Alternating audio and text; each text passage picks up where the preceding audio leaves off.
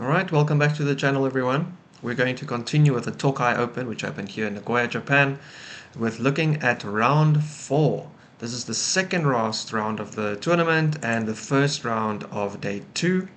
So we had a little bit of a break after the third round. So in day 1, we came out with a score of 2 out of 3, which I was really happy with because the tournament started off with that loss, which was feeling quite devastating because I was an incredible favorite rating wise. But we have to live and learn from all our lessons.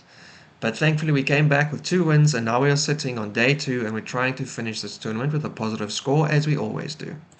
So, our tournament opponent for round 4 was actually none other than Sheldon Donaldson, who is another Osaka chess player and one of my friends. And we know each other, we've played each other before, we've hung out and played some Blitz, so we both kind of knew this would be a King's Indian defense, and indeed, the opening did not disappoint as I played d4 in the opening and then responded with knight f6, c4, g6, knight c3, and bishop g7. So it is a kid, and this is actually another opening that I have for a long time had some trouble finding a solution to. There are multiple ways that both white and black can play, and the point where the real decision gets made is, I would say maybe around about six, move 5 or 6 or so, depending on which opening we're playing. But I really haven't had a sufficiently satisfying solution to the King's Indian defense. So before this tournament, I used to play the Samish for a while because it also resembled a Samish which I studied for the Nimzo Indian. But that also didn't have the best results. And actually, if you remember from my FIDE tournament, I lost with the Samish twice. That's actually two of the specific losses I had in the last tournament was with white, with the Samish. So this tournament I tried to shake things up a little bit, and so after I play e4, they play d6. Now my chance comes, and I have just so many options, right? So I used to play f3 the same-ish. There are obviously multiple other moves you can play. F4 is quite a fun one as well. For this tournament, though, I decided to play h3, which has a similar idea but a slightly different pawn structure.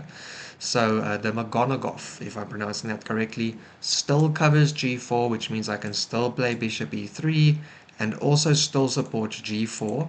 However, it does not open up this dark diagonal around my king directly, and so I could also just castle kingside and play without pushing my kingside pawns. It doesn't have to turn into a kingside pawn storm like the same-ish kind of was meant to in my head. So after h3 they castled, and here I play bishop e3 as intended. This knight now obviously can't misplace my bishop anymore, so I'm very comfortable with that. And now it's black's turn to the side. So in this position, they also have multiple moves. They can jump their knight in various ways. They can decide to push the pawns in the middle. They can actually push the pawns even just once or twice. So they could, for instance, play c6. They can also jump the knight to the middle here as well. There's just, yeah, there's so many moves that black can play. But black continued kind of in the spirit of an opening that they normally play, and that is to play knight c6, immediately pushing some pressure on my d4 pawn as well. And in this position, I played d5. And so the d5 move for me normally is decided by does it kick a knight or not. So this is one of the principles I remember from when I was studying the King's Indian, which is that d5 can be a good move, but you tend to want to play it when you're kicking a knight. You don't want it to come without tempo because then you could have done a better move instead. So I do play that d5 here because it does kick a knight. And you can see here I've already drawn the two kind of main squares that black can go to. And both are perfectly fine. And actually, this line on the Masters level score is really wide for white still. I think like 40% win rate for both of these moves. But yeah, that is kind of irrelevant because we're going to run out of theory very soon, I'm sure. So here they played knight e5. And actually, the way this opening has gone now does does support a pawn storm from white. So here you can see I've highlighted both f4 and g4 are key moves in this position. f4 is kind of the main continuation, so I'll just quickly show you. After here, they have to drop the knight back. After they drop the knight back, I play g4. Then they come with c6, trying to attack the center. And here I play knight f3, developing my other knight, also trying to get more control. And after they take, I take back. And the continuation is still, there's still theory here for a few moves going forward. But white has now really committed to this pawn storm. So you can see here, I have literally all my pawns on the 3rd, 4th, and 5th rank. And at some point, I'm probably looking to break with e5. But in the meantime, I think there's still a few more moves to develop. Like maybe let's just look a little bit further. So b6, and then this knight tries to go over and take the c6 square, which is now nice and juicy. And in return, they also get a square for themselves. So I would go here, they would have to move their queen somewhere, and then I have to play bishop g2 to defend my pawn, and there's still a few games in this position. But we didn't do that. So, oh, sorry. And the other one is also g4 is not a mainline move here, but it continues with the same kind of theme. It just kind of changes the move order a bit and maybe puts black in a bit of a slight confusing, like, hang on, so which way should I play? So if they continue with a move that's kind of normal, we would get a similar position coming out of the opening here. I would still continue, and we'd kind of transpose back, again with white just throwing all of these pawns up the board. But yeah, so as said, I didn't quite believe in that. I had burned myself now too many times with this whole pawn storm plan on the king side, so I just played bishop e2, which is like, I'm just going to develop. I'm not going to commit to f4, and if I don't commit to f4, this knight is going to take my knight on f3, but I don't want to put my queen there, so let me at least develop my bishop before I jump my knight out. And in this position, there's also a little bit more theory. Black should, as is kind of standard, kind of break the center open with one of their c or e pawns. In this position, I believe the e pawn is slightly better. But either one at our level, I'm sure is perfectly fine. But here, black took us out of mainline theory by playing b6. And here then, they want to develop their light square bishop out onto one of these diagonals. And actually, I should still just come in with this plan of f4. So I can still play the same plan. It's a little bit different now because my bishop has already moved, and so it's kind of not going to be exactly the same position. I can't go bishop g2 anymore, but I could still do basically the main idea. But as said, I wasn't planning to play f4, so it wasn't going to start playing. It wasn't going to start now. I wasn't going to do it a few moves after declining the f4 committal. Alright, so here I play my knight over, and they do take as expected. I take with my bishop, so that at least I don't have double f-pawns or my queen sitting on f3, because there's no real reason for it to be there. That said, my bishop is also not doing much on this square either. What I could maybe do is I could play g3 and castle, and then kind of like say that I've fianchettoed my bishop, which I guess is a move, but yeah, that's not what happened in the game. Yeah, so in this position, they play their knight back now, and so you can see that black is preparing their kingside attack. Given what has just happened, it looks like b6 actually turned out to be a move that they're not too worried about. They're actually just going to start and open up the center with f5. Probably a little bit of an inaccuracy again, not in terms of massive loss, but they could have maybe started more directly by again playing c6 or e6 instead of giving me one more move before they finally connect our pawns. So I played queen up, and actually in this position they surprised me. So they didn't play their pawn up as I was expecting the whole time. They actually played their knight out. So they're hitting my c pawn and also my bishop, and so it's a very clear bishop e2 here, just to defend that pawn. So I'm kind of covering the nice jump squares, and although I'm still not planning to play it, f4 is once again one of the options I have on the board here, because that pawn does again hit a knight, so it comes with tempo, which is an important point for why you would play it in the first place. So yeah, here they decided to double up on my c pawn. I defended again. Now of course the long diagonal is open, so I'm getting a little bit worried as I now have had multiple losses with the Queen's Indian defense. I was a little bit concerned that the game wasn't going to go as smooth as I was hoping. And also, I didn't have a clear plan now. I didn't really know how to continue. I'm too scared to throw my pawns on the king side. I'm just trying to develop. Black's the one coming in asking me questions, and I'm kind of answering very hesitantly. I don't have clear answers. And now opening up the long diagonal, clearly for black, that's great, right? That opens up their bishop's scope a bit more. That allows them to put further pressure. My knight is currently semi-pinned to my rook, so yeah, it's a situation. So here they finally decided though that they will break open the middle, and apparently what I should have done is I should have just taken, which is not something I considered, but the engine would say that I would take, and then they would take back, and here I would play f4, so once again f4 comes, and after they play their knight back, I can go bishop g4, and I'm kind of just, I'm putting pressure on their position, right? So maybe they would go queen e6 to defend it, and I can figure out at some point maybe I can jump my knight in somewhere.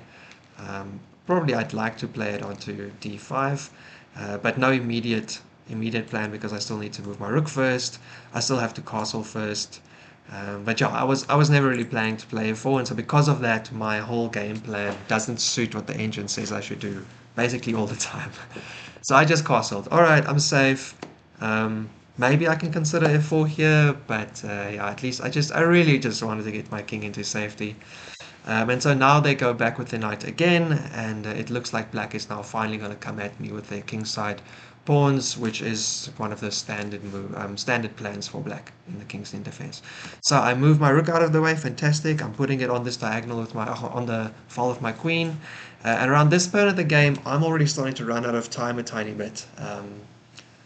Because I didn't know what to do, I was so scared to lose in the King's Indian again. I'm really just taking a lot of time on every move. And my opponent is also not sure exactly where to go because he's also lost to me in the King's Indian a few times. And this is clearly not mainline theory, so neither of us have actually studied this position as such. We're both just kind of doing our best. And so our clocks are ticking down heavily, and that's going to come into play in a little bit here. So after I played my rook over, I couldn't actually decide which file to do it. I decided to put it on the D file because it seemed to be one of the files that I've done in the past. And again, I'm not really sure, maybe I'm going to take and open up the file a tiny bit, but I'm also not really sure if I'm actually able to commit to any of these pawn breaks that I have, which I should. My mindset in the game was definitely not the best, but yeah, it's a lesson for me. So they decided to take. I take back with the e pawn. I'm happy to shut out the light square bishop here, so this for me felt really nice. I no longer have a rook on the a file, on the a diagonal, so I don't have to worry about that. And now clearly the game's action is probably going to end up happening on the king side, unless black tries and cracks open with c6 and gives us some isolated pawns to attack, which wouldn't be a great move in this position. So they put their knight back now. Now that the e-file has been opened, black decided not to open up their king any further with f5 instead. They're just going to try and play, across these diagonals and the e-file because that is currently the position that we have. So here I continue with bishop g5, sweet. My bishop gets a place to be more active. I don't know if I want to trade off. I still can. But I figured at least I can pin the knight to the queen. That should give them a further problem to consider in terms of how they want to solve it. And I'm slowly trying to open up this e-file because with the light square bishop semi out of the way, I'm figuring I can get my pieces a bit more active on this diagonal. I'm also on this side of the board. I'm also checking if I pin this knight, does it give me control of the e4 square, which might allow me to jump my knight. And in that case, I could trade off the minor pieces probably in a good way,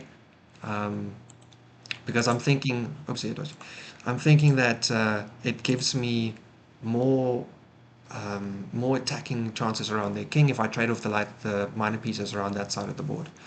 So they break the pin with their queen, and here I open up the file completely with my bishop on apologies, on f3.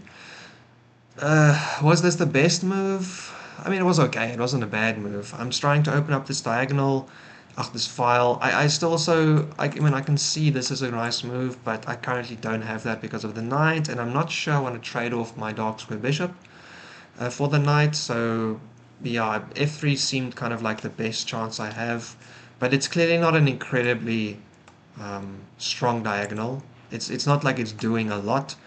Maybe d3 could have been quite good because at least that points towards the king side as well. And both of these moves also reinforce e4 a little bit, so that knight can't just randomly jump here, and I might still be able to actually trade it off in that way.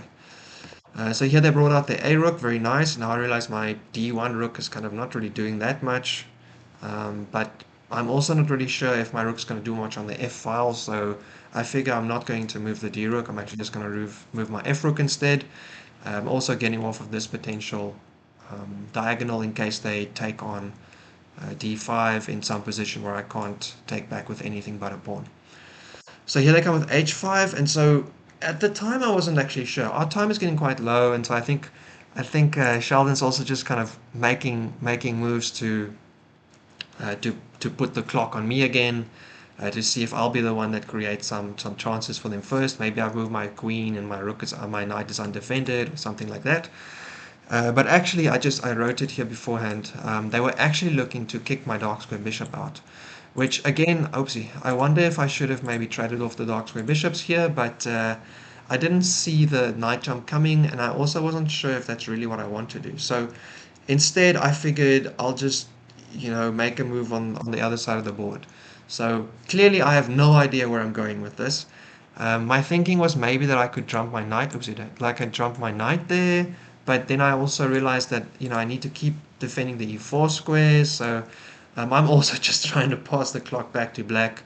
You made a pawn move, I made a pawn move. Okay, well, I don't think you have a great plan, so maybe you make a mistake if I make it your turn again.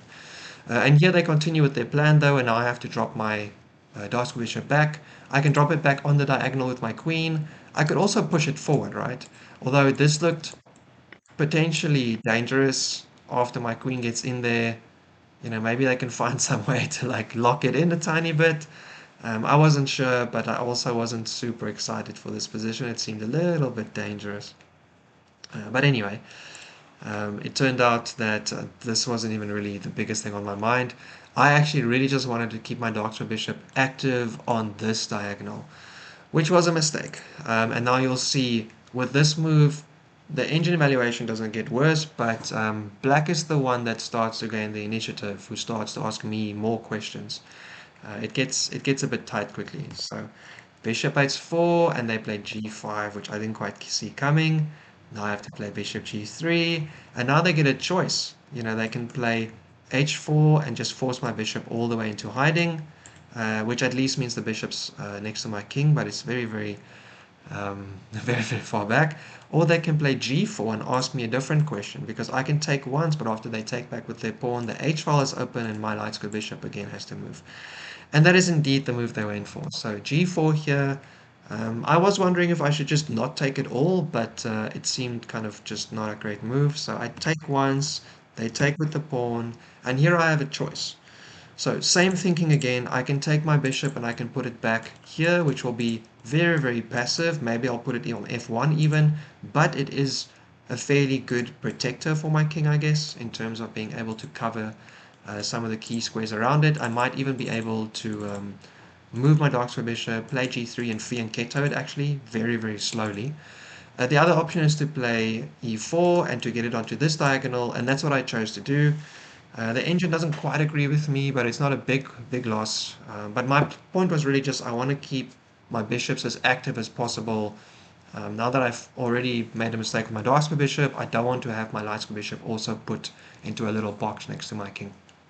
So bishop e4, here they play f5. So I continue to give black ways to push me around, and now I have to drop my bishop all the way back because there just isn't really a great spot for it to be. d3 doesn't look like it adds any value. This diagonal isn't super important, and I'm scared to lose kind of sight of this d4 square. Yeah, I was not feeling good with any of my play on the bishops the last few moves. So here they play queen f4, queen f7. Now they're transferring their queen down here. They're trying to see if they can maybe create an attack against my king. They're also threatening to push f4 here, so my bishop would be in some trouble.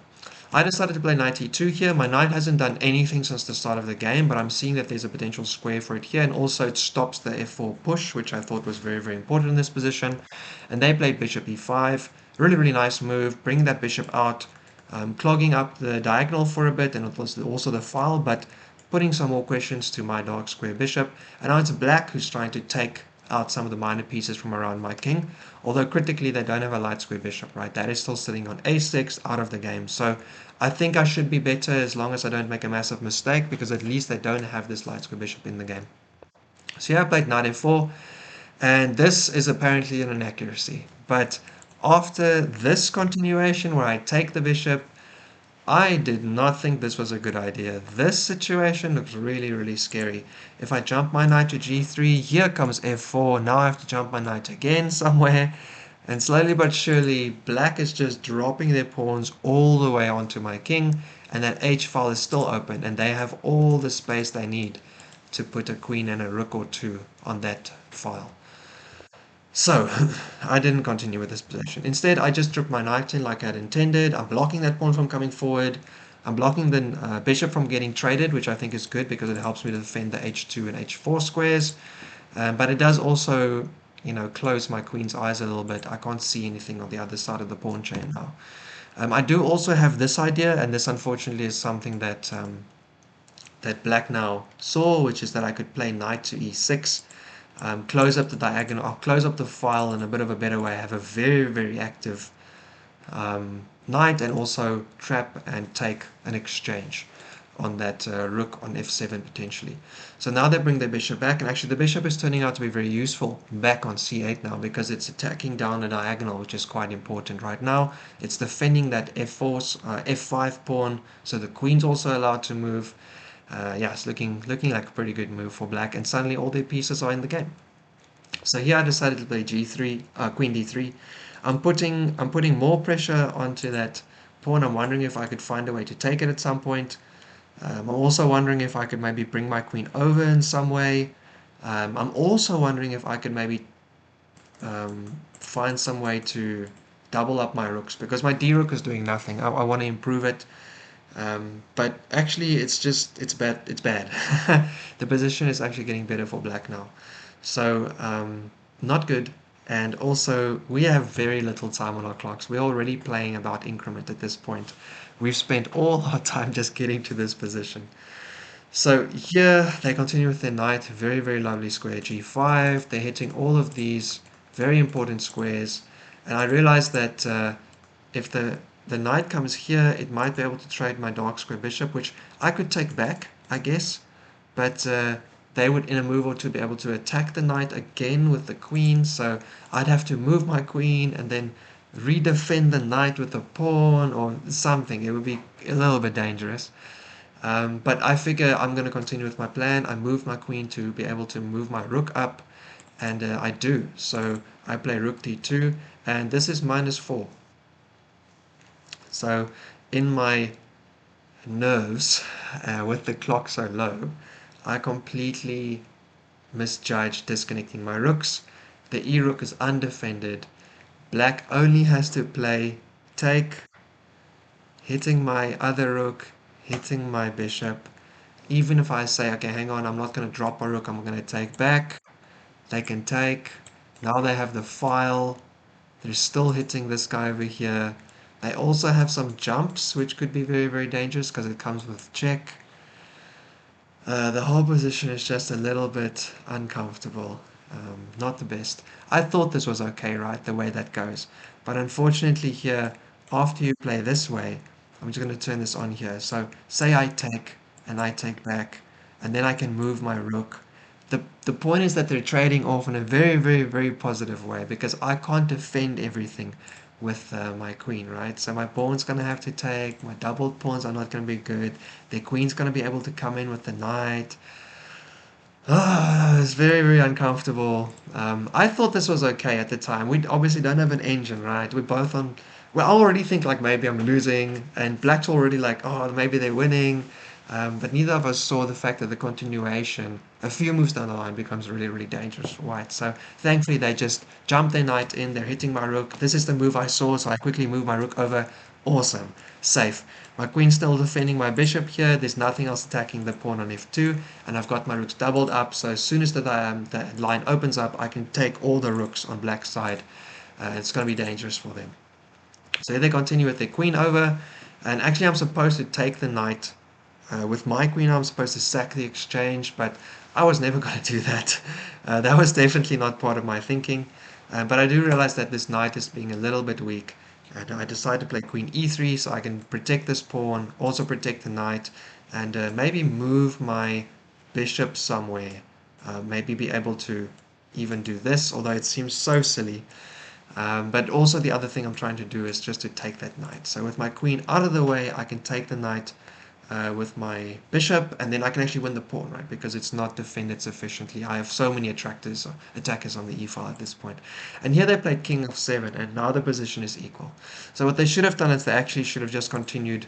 Oh, sorry, I should have continued with that. They should have continued by jumping the knight out of the way, now also opening up a potential discovery onto my queen, hitting my rook in the back, also still hitting my knight in the front.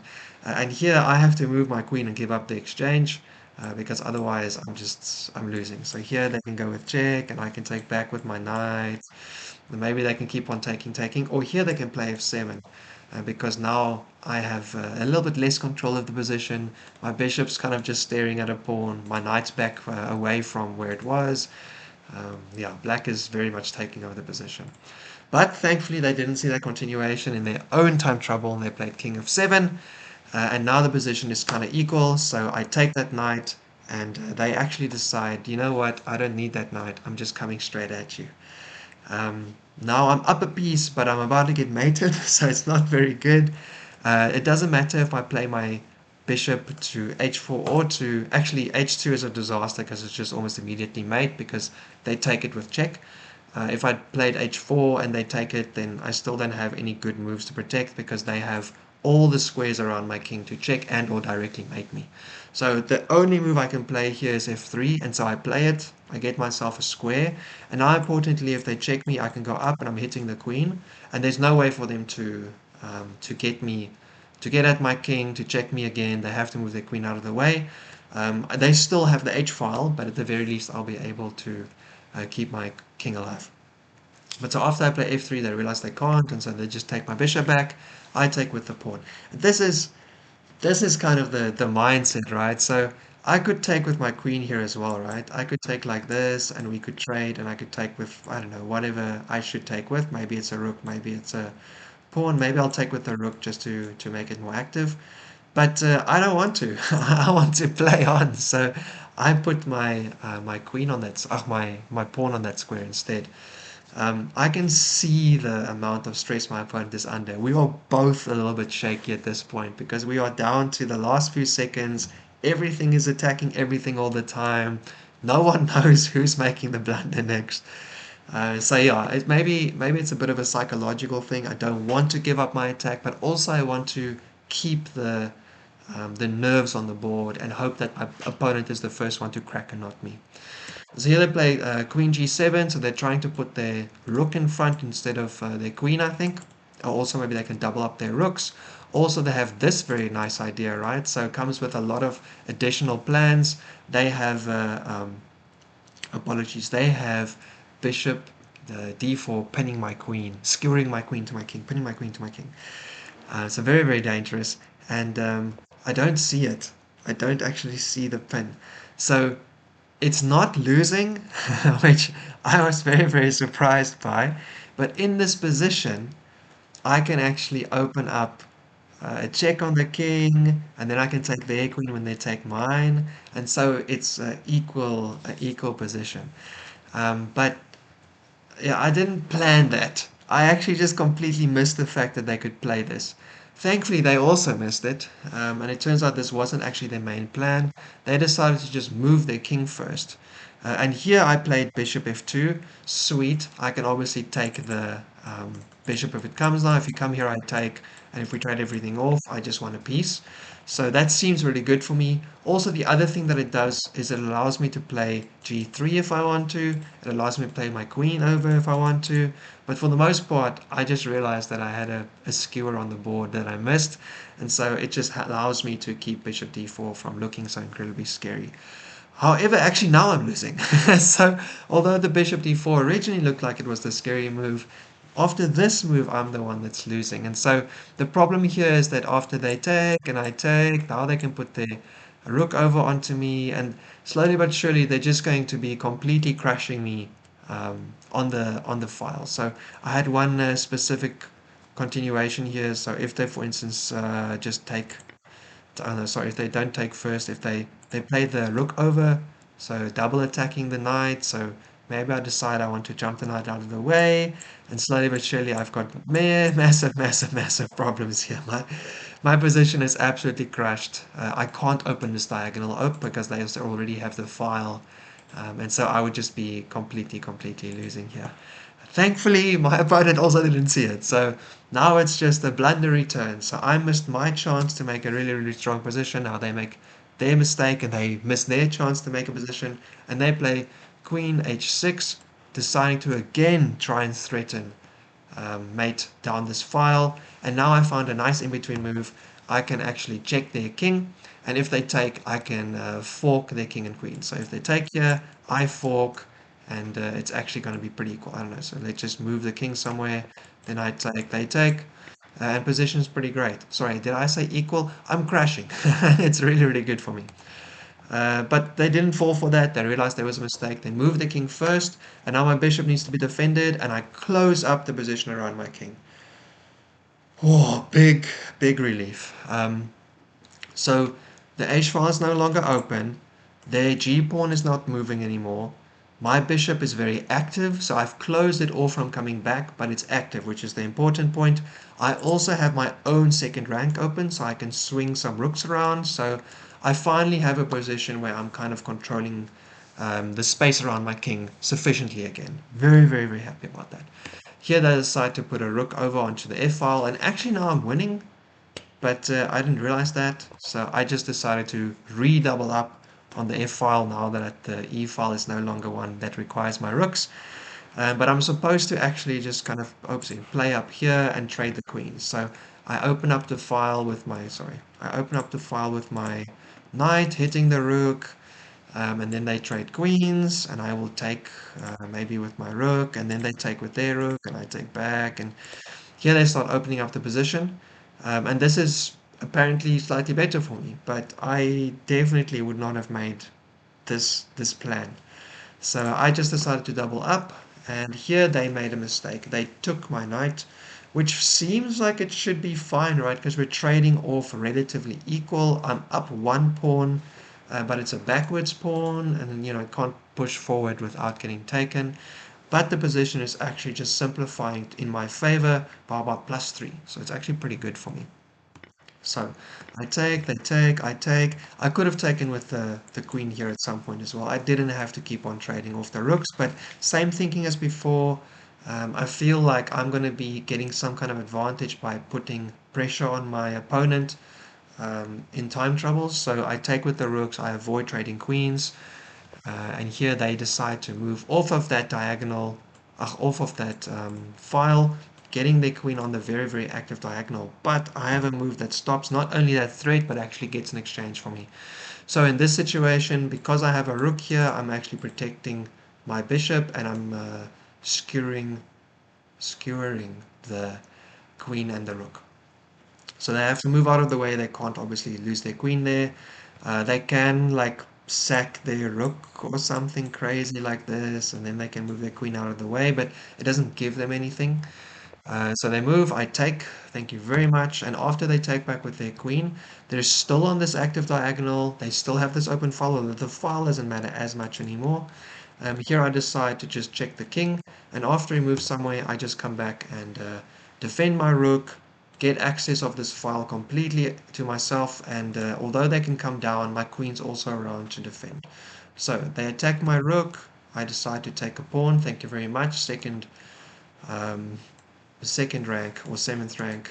Danger, if I go here, then obviously it would be mate, so that'd be very careful. First, they stopped my rook from being able to be active, which feels very dangerous, and I actually thought, oh, did I make a massive mistake? But it is still very good for me. They will just simply not have enough ways to stop me from doing this position. They can check me a while until I stop them with my queen, and if they trade, I have a rook versus a bishop plus an extra pawn, so unfortunately they won't be able to win without the queen. So I take the a pawn, thank you very much. Now I'm up 2 pawns.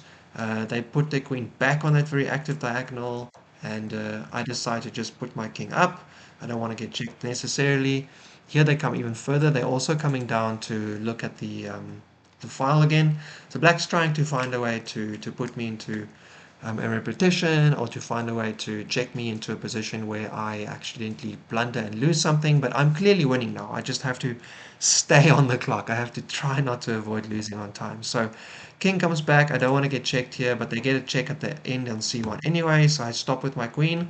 If we trade off, I should be winning. I'm up 3 pawns at this point, and I'm also up in exchange, so they can't trade. They check me again.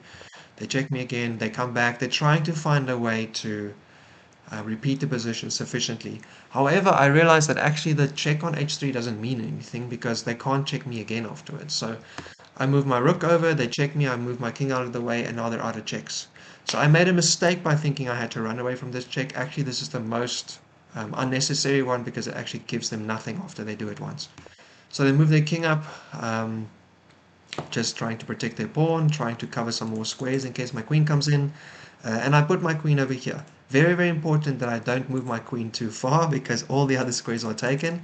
But also, if they can take my g-pawn, I might actually still lose if my queen is in the round, because then they could check me and they can push and they'd be threatening some kind of either a promotion or a potential check into mate. So queen f4 first. They move their queen back, trying to avoid me coming in and doing anything too scary. They also can't move their bishop, obviously, because now it's pinned to their king. And I decide to go here. Right at the end, I come out with some fanciness. So the bishop obviously attacks the square, but because it's pinned to the king, I actually just attack the queen. And it's also a double attack, right? So if they move their queen out of the way, I don't know, anyway, really, I can take with the knight, with the rook, or with the queen. Probably I would have taken with the queen, the rook, because it means they have less places to go. They have to go back here, and they would be mate.